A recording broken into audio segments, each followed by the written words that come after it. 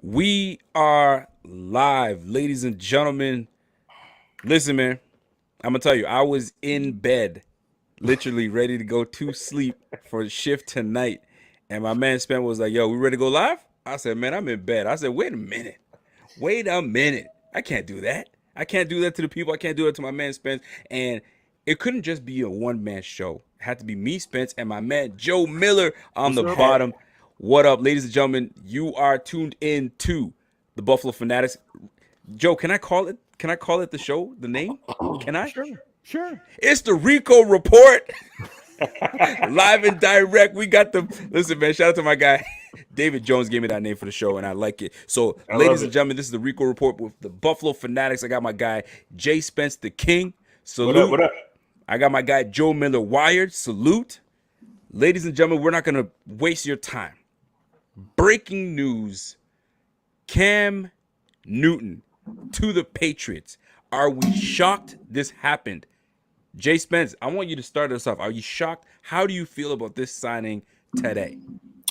It's bittersweet for me. I already gave you guys in the group chat that we got like a week ago. I'm like, week one, Cam Newton is starting for New England. Pierre's all like, oh, if that happens, I'm happy. I'm telling you, it's time that we realize this division is going to be way more competitive than we thought. So, Joe, are you on the same train as Jay Spence? I am not. I love it. Tell us why. This to me is a move about grasping at straws, and I would. There's no way you can go back and find out, but for me, I would venture to bet a year's salary that had the Patriots had the option or ability to draft Jake Fromm, that they are not grasping at straws and going after what I consider a broken Cam Newton. I haven't seen anything yet that tells me that Cam Newton is healthy, and obviously, COVID is right in the middle of it. So there's a lot that we don't know. So he could be healthy, but I don't know. I So just don't know. here's the way I look at it. Cam was on his way to recovery last year, and then something happened, and he took all year to recover, not only for the injury that he sustained in preseason, but to heal his whole body. Not only does he physically heal himself, but his mind was able to heal. And most people are going to talk about, what do you mean his mind was able to heal? Listen, when you have time to think, when you have time to settle, and you have time to just focus on yourself and your craft and not have to worry about competing, you don't think that this is going to be dangerous for Cam Newton in the AFC East to go twice head to head with Josh Allen? Yo, this is going to be fun. My guy, hold on a second. My guy, John Falsetta, says Cam has been injured. Bills take the East anyway. See, some people are not worried. And that's where Jay Spence comes in. Jay, tell us why you aren't worried about a guy like Cam Newton in the AFC East with Bill Belichick on the Patriots. No, I am worried as a Bills fan. I'm not one of those guys that's saying that, oh, Cam is washed.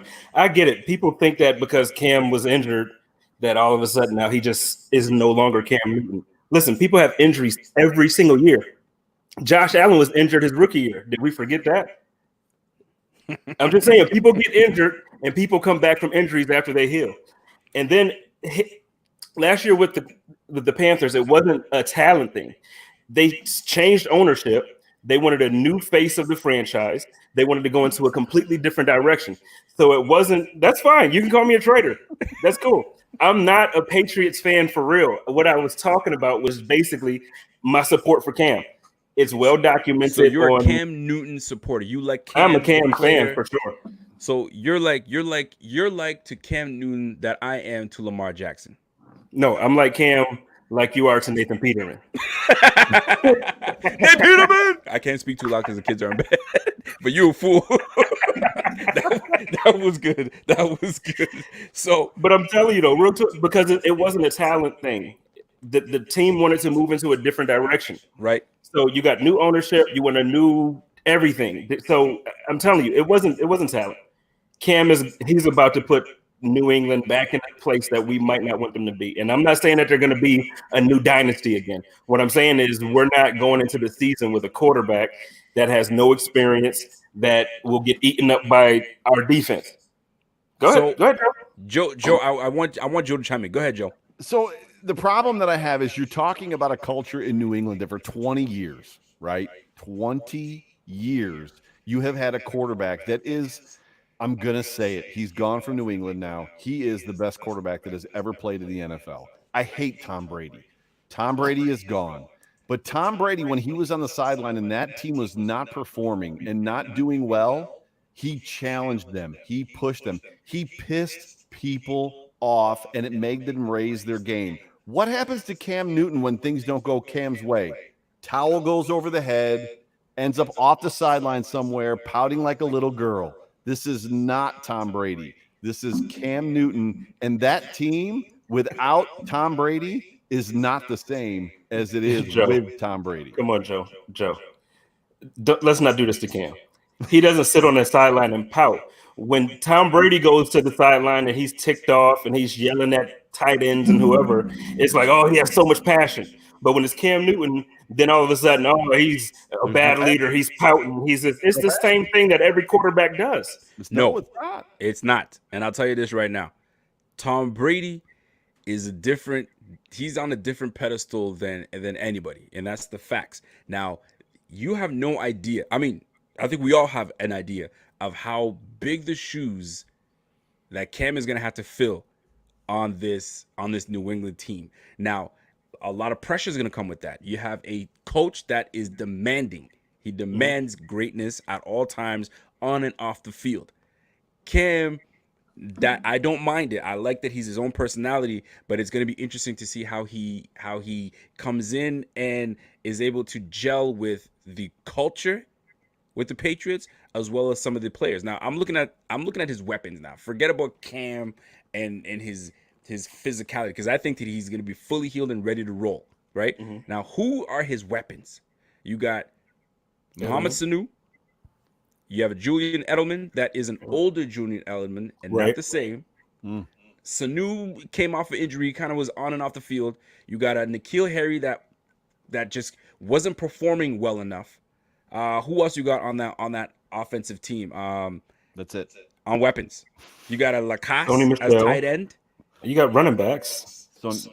You got what? My Haitian sensation. You got go ahead, Joe. No, I'm not saying that like he's a top 3 running back in the league at all. You're not saying you have Sony Michel isn't getting drafted in the first 10 rounds of fantasy football. So Sony Michel is not a weapon. Sony Michel is TJ Yeldon, right? I'm gonna have to stop you there, sir. Sonny Michel is better than. Don't you disrespect Sonny Michel like that. He can play. He can play. But he didn't have a good year last year. The year before, he was 1,000-yard back. Let's not forget how good Sonny Michel is. He just didn't have the year that we expected him to have. Now, will Cam Newton do? Man, he's a totally different quarterback than Tom Brady. So the system has to change. Josh McDaniels, it's gonna be interesting to see how Josh McDaniels changes that offense. It is gonna be interesting to see, is this a system thing? Because all I know of Tom Brady is the dump offs, the crossing routes, right? The occasional deep pattern, the deep route, but it's really in the 10 to 15 yard range with the crossing routes and so on. Is that Cam's game? It's not, but it's an interesting concept of what you just brought up, because who was the last quarterback that Josh McDaniel that had the similar skill set to Cam, except Cam is obviously way better. Oh, that's our guy that's in the Colts, but he just got cut from the Colts, or he's a backup now. Not Brissett. I was talking about when he was a Denver Bronco. Didn't he have Tim Tebow? Tim Tebow, interesting. You're gonna go with okay. So what was the game? What was the offense that he put around Tim? Not that I don't know that they can change offenses at this point, but Joe, I can't have you compare Tim. That's where I'm at. No, I'm like, y'all gonna stop disrespecting Cameron Newton's name on this live broadcast. Although I understand what you're saying, because you have an athletic quarterback that can run the ball. Cam Newton, Tim Tebow. For sure. Thank you. Okay, as long as we get that. But the ability for him to run the ball and be that type of quarterback, I get what you're saying. So he's going to have to kind of skill set. Yes, he's going to have to tweak. I don't want to say tweak. So does he tweak it to Cam Newton, or does Cam Newton have to adjust to, like, this is how we run things, this is how you got to do it? Because if that's the case, defense is going to be ready. But Cam is Cam. I think if they're smart, it'll be a combination of the two. If they're smart. You obviously make your game plan built around Cam Newton's strengths. But then you also want to change it. Hey, Cam, you've been injured because you've been hit too many times. So let's try to get the ball out your hands a little bit quicker. You see what we did with Tom Brady for the last however many seasons? We're going to try to do something like that with you now. If things break down with our offensive line that's not good, scramble, don't take hits, slides, get out of bounds. I'm telling you, y'all sleeping on my man Cam Newton. I'm telling you. But okay, here's the thing. Why are people sleeping on Cam Newton? Because the media has created this thing where it's just okay to dislike him. I don't know why. I don't know where it came from. If you really ask people the real reason for not liking Cam, you can't say anything about his gameplay. The guy he has the same type of fire that Josh Allen has. And if you say he doesn't, you're blind. If you see Josh Allen last year on Thanksgiving, and I know, in the Super Bowl, he didn't die for that. He was an MVP and he got his team to the Super Bowl. JSpence, it's different. You know it's different. It's not. So there's winning and excitement about football, and then there's winning and excitement about beating somebody and doing what Cam does, which is similar to what Tre'Davious White was doing in that game against Dallas when he was making fun of openly Dak Prescott on the sideline. Josh Allen doesn't do that. Josh Allen's not a gloater, right? And so there's two pieces to this puzzle for me, and we've talked about this. Mm-hmm. So for me, Cam Newton he's a gloater and he's a sore loser. That's the problem that I have with Cam Newton. And that's aside from, but he's a phenomenal football player. So I'm not saying that he's not a great football player. Great football player. So I just don't know if he's healthy. He still might be broken. And I want to take that part, because if you still feel that he's broken and not the same Cam of old, which is very possible, the O-line that the Patriots have put together, is that going to hold up? Marshall Parker asked a real question. Real question is, how good is the Patriots O-line? If it's bad, Cam's not going to have he's not going to be much of a threat. But here's where I combat that, because with bad O-line, this is where your athletic quarterback makes nothing into something. And Cam is that guy, making nothing into something. It's true. Lamar, look at Josh. Josh, many times the O-line turned into crap. Josh scrambles out, gives us a chance 15 yards down the field. That's either him on his feet or he's airing it out. So guys like Cam Newton, I wouldn't harp too much on the O-line, but the O-line in Carolina was what kind of faltered and kind of got him into the position that he was taking too much hits. One comment that I saw on Twitter, I found that very interesting, because he's on a 1-year deal that is incentively based. A lot of incentives. You got to do this. I don't know the details of it exactly, but you got to do this, and this to get to what you need to get to. And because it's a 1-year rental, the word is, hold on, I guess are my speakers kind of messed up to you guys? No, you sound good. No, I guess to other people. But anyway, the word is that Belichick is going to run him into the ground. Rental. I'm going to, like, you ever rent a car? You don't really care as much. You kind of push a little bit, take the bend a little quicker. You know what I mean? If somebody hits you in the parking lot with a shopping cart, not your business, because you're returning that. 1-year rental, I don't think he's going to care as much. So they're going to push Cam Newton. And Cam Newton is auditioning. This is a big audition.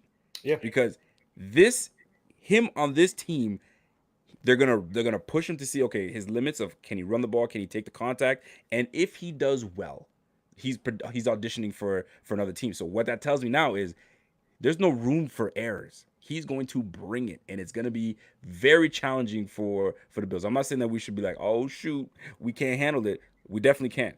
But it's not going to be a cakewalk like people think. It was never going to be a cakewalk to begin with, because you still have Bill Belichick on the team as head coach. Yeah. But now things get a little different. I'd rather face Brad Stidham. What's his name? Stidham. Yeah. Than Cam Newton. Let's be real. The reality is the Bills still have to beat the Patriots. Yes. Josh Allen has to. We haven't beat the Patriots. Josh Allen hasn't beaten the Patriots yet. So we have to beat the Patriots regardless of who the quarterback is. I just don't know. I mean, Cam is a specimen. The dude is a monster. Absolutely. And he has all the physical skills and tools and talents when he's healthy. Absolutely. Go ahead, Jason. But see, that's the thing that gets me confused, is why everybody thinks other people can heal and be healthy, but Cam Newton can't.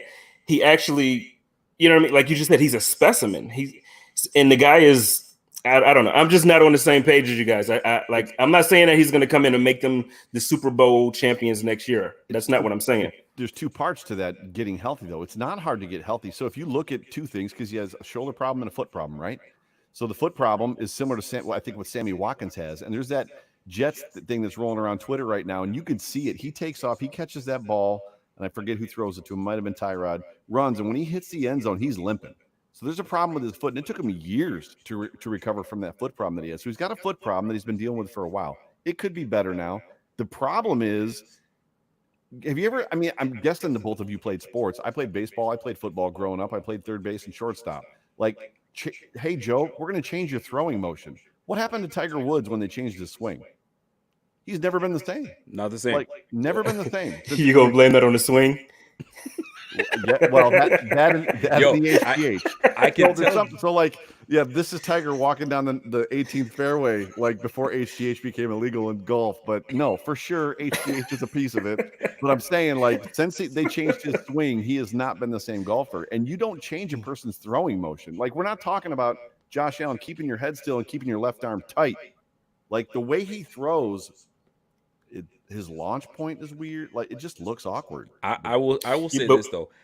JSpence has a certain energy today on this very topic, on this very player. Because y'all disrespecting my man. You won't have on anybody else. You have a little you're invested. Y'all keep disrespecting my man, and it's not gonna keep happening when I'm around. I'm telling you. Are we having real talk or are we disrespecting? Absolutely. My man Joe Miller knows was good. No, real y'all talk. disrespecting. No, Michael Lombardi disrespected Josh Allen. We are not disrespecting Cam. Absolutely. We're just having real talk. So check this out.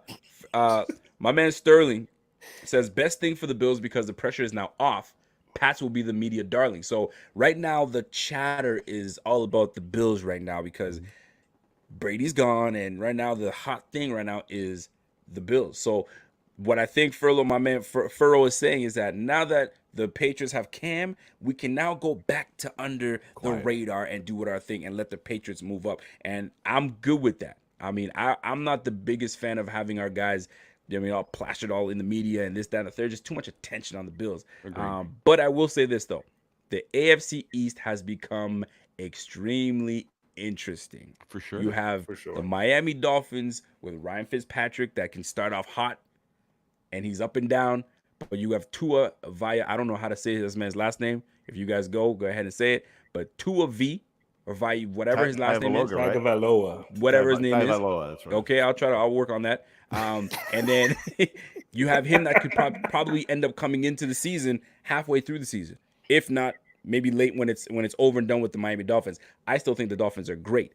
We'll be solid. I don't want to say great. We'll be solid. And then you got Sam Darnold in the Jets. Sam Darnold, his GM/owner got himself some weapons, right? So I get it. I know, because Adam Gase that's what GM/owner. They got him some weapons. So we are going to be in a predicament where every single game in the division is going to be so important. I am telling you, this is going to be a telling year, gentlemen. A telling year. Hold on. Would you want it any other way? No. That's thank you. We don't want it any other way. We want it tough. If we have to get it the tough way, that's how we're gonna do it. My man Pierre the Kingpin says last time Cam Newton played the Bills, he went 20 for 32, 228 yards, 0-0. And the Panthers scored a total of 9 points. McDermott figures out Brady. I'm sure McNasty knows everything about Cam Newton. Not to worry at all. So, Pierre, what was Tyrod's stats?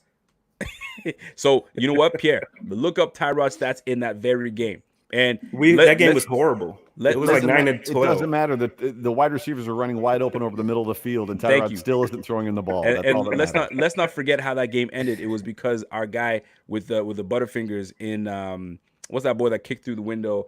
Zay Jones had that ball right in that bucket and dropped it. Yeah. And dropped it. So I mean, Tyrod could have won that game, but you had receivers bums dropping balls, right? Joe, isn't that what we talked about? Receivers just dropping balls all over the place, man.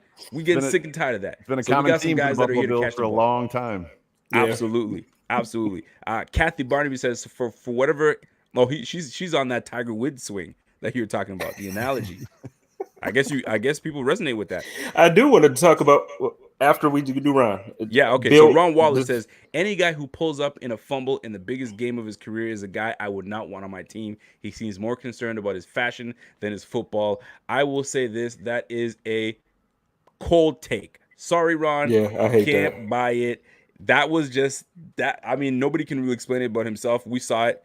He went for it, didn't go for it. It is what it is. But his fashion, leave the fashion man alone. That boy is one well-dressed individual. I don't know if he's as good as Tyrod Taylor, but that boy can dress. No. Tyra got it. Tyra got it. Yo, JSpence, Yeah. you're about to say something. What you got? Yeah, my man Bill over here says that he's undisciplined and he'll be like Antonio Brown. This is another thing that bothers me about what the narrative about Cam Newton Who is. said that? Bill, I can't say his last name. I'll find it. You go ahead and chat. I'll find it. So, well, he's talking about how he's undisciplined and he'll be like Antonio Brown. Okay, so you're upset that Cam Newton got up during an interview after the Super Bowl, or you say on the sideline he pouts a little bit. There is nothing that Cam Newton has done in his career that should deserve that comment. Agreed. Nothing. So there's a big difference between a guy that is all about himself. There's a guy that's it's me first. A guy that's like if it's not about me, it's that I'm going to destroy and burn everything around me down. That's what Antonio Brown is. My only qualms with Cam and his attitude is, for me, and JSpence, me, we're friends. Like leadership. If you listen to my podcast, if those of you that are listening, I'm big on leadership. A leader, when things are down, brings his players up. A leader, when he's looking to challenge somebody, whether it's in the workplace or on a football field, you talk to the person in such a way, whether it's hard or soft, to get them to raise their game. And Cam just has a tendency to vanish a little bit. Like, he doesn't make it about himself. He just vanishes a little bit. So Marshall Parker has something to say. I found this very interesting. It's not that he can't heal. We were talking about him healing and the place that he's in. It's not that he can't heal. It's his playing style. Jets, Bills, and Dolphins defenses have all upgraded in the offseason. Patriots will rely on defense to win games more than before. So that makes me talk about who we have and who we brought on our team. We have Mario Addison, that has been a teammate of Cam Newton's, and we have Vernon Butler, that's been teammates of Cam Newton. So you have experience, you have familiarity, and you have leadership. Like you talked on, Joe, you have two guys that are going to be leaders in this locker room that are going to stay, hey guys, stay disciplined. This is what he likes to do, this, that, and the third. Right. And you have a head coach that's already coached with Cam. So this is an interesting dynamic. You're bringing a quarterback to the division that former defensive coach has watched this guy for years when he was with him in the Panthers. So now he's got his own guy. And let's not forget, I got to get myself hyped because we have a middle linebacker by the name of 6'5", 250, runs a 4.5. No, you're not going to do that. Tremaine is going to be ready for Cam Newton. That is for damn sure. And you bring up a point inside the point, which is the fact that Bill Belichick, when he needs to turtle shell and win with his defense, he will. So what are the conversations behind closed doors? Hey, Cam, come to New England. We have the defense. We're not going to make you do too much. We're not going to rely. I don't want to say rely on you, but we're not going to ask you to do more than you need to right now. And because he's got no time to learn the system. It's clearly going to be a different system than what he's used to. And there's an aspect of like where he's been his whole career. In New England, in Carolina, he hasn't bounced around, so he doesn't have great familiarity. He's had one coach, Ron Rivera. I don't know how many offensive coordinators you've had. Spence, you might know. But I would say that he isn't Ryan Fitzpatrick, in that Ryan Fitzpatrick has been on 13 teams and pretty much knows every NFL playbook there is, right? So are they going to ask him just to stay inside of himself? Hey, just manage the game for us, let the defense win. And is he going to do that? Can he execute that? Can he stay inside himself? Absolutely. And I have to say this. Tonga Vailoa? Is that what it is? Tonga Vailoa. Yep. Tonga Vailoa. What the hell was I messing that thing up for? Now do the new linebacker. JSpence can't pronounce his name. He showed off with Tonga Vailoa. Now what's the new linebacker's name, JSpence? I'm not even going to try it, bro. I'm not. Is it Medikevich or Medikevich or something like that? I don't know if you guys remember this, but last year during preseason, Cam was bumping them gums on the sideline.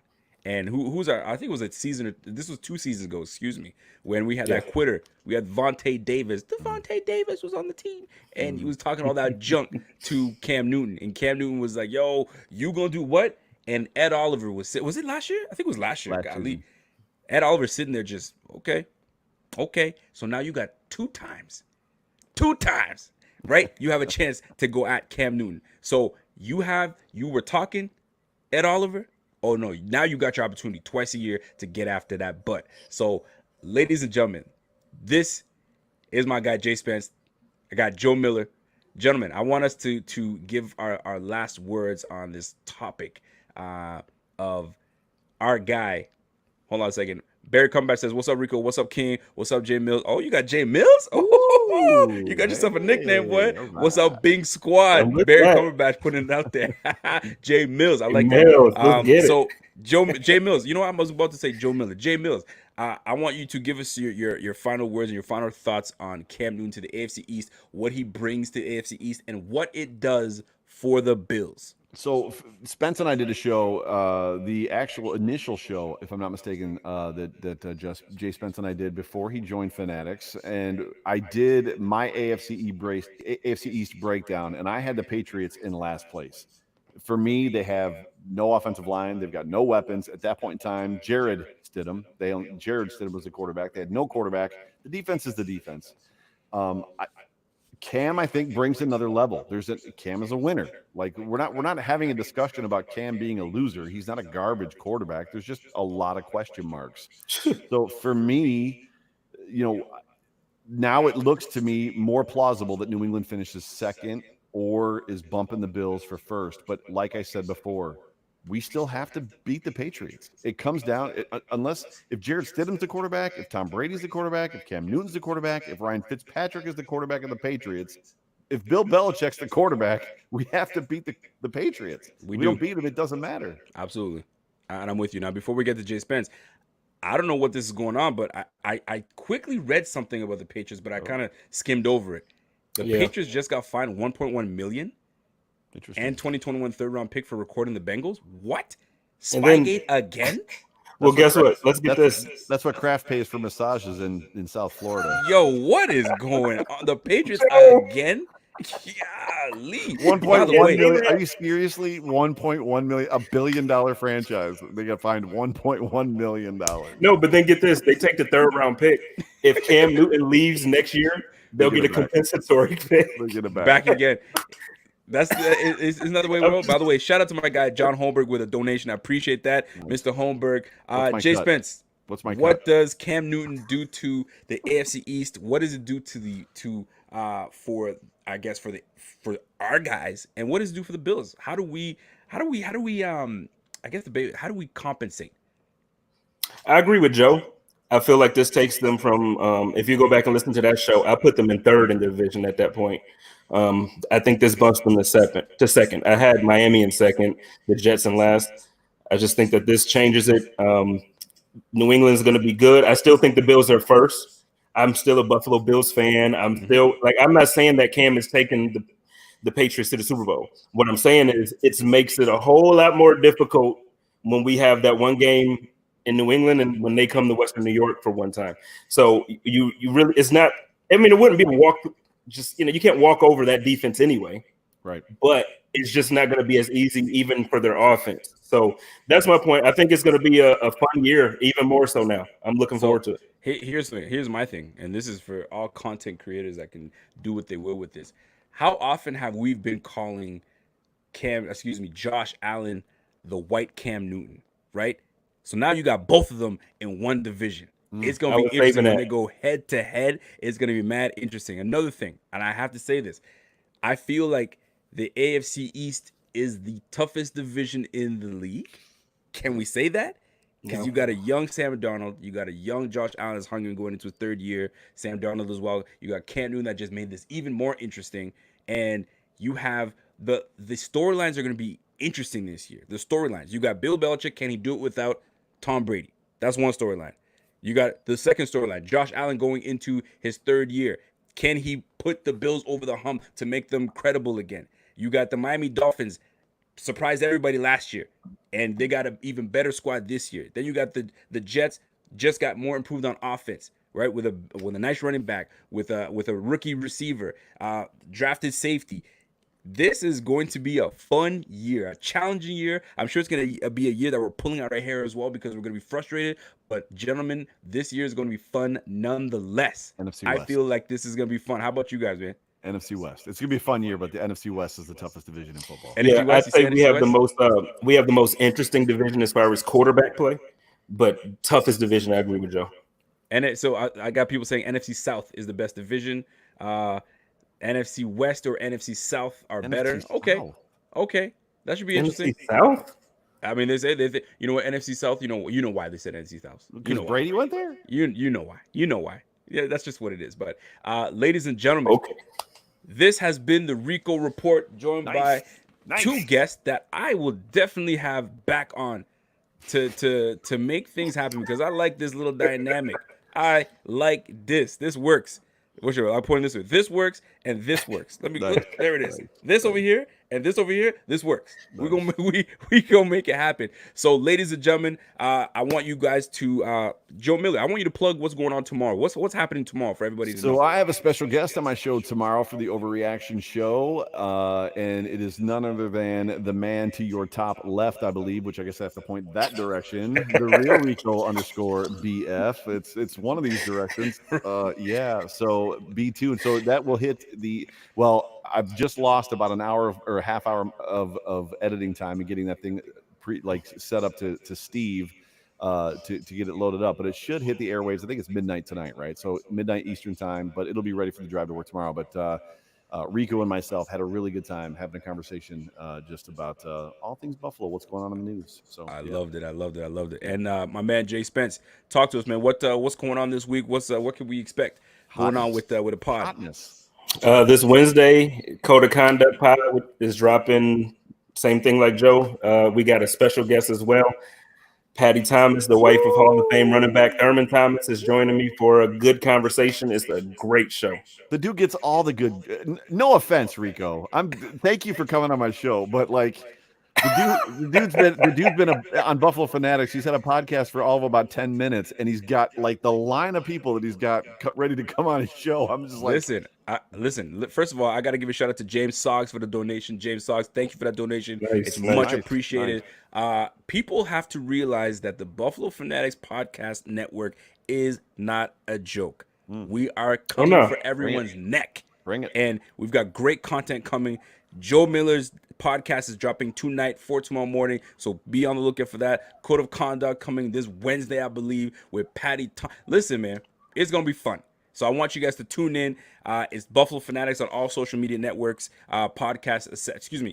all social media platforms, and you be on the lookout, man. So follow my guy Joe Miller at Joe Miller Wired. Let me take that down so people can see it. And I want you guys to follow my guy JSpence, the King, right, for Twitter, and myself at Real Rico. So this is the Rico Report. We appreciate each and every one of y'all. We will see you guys another time.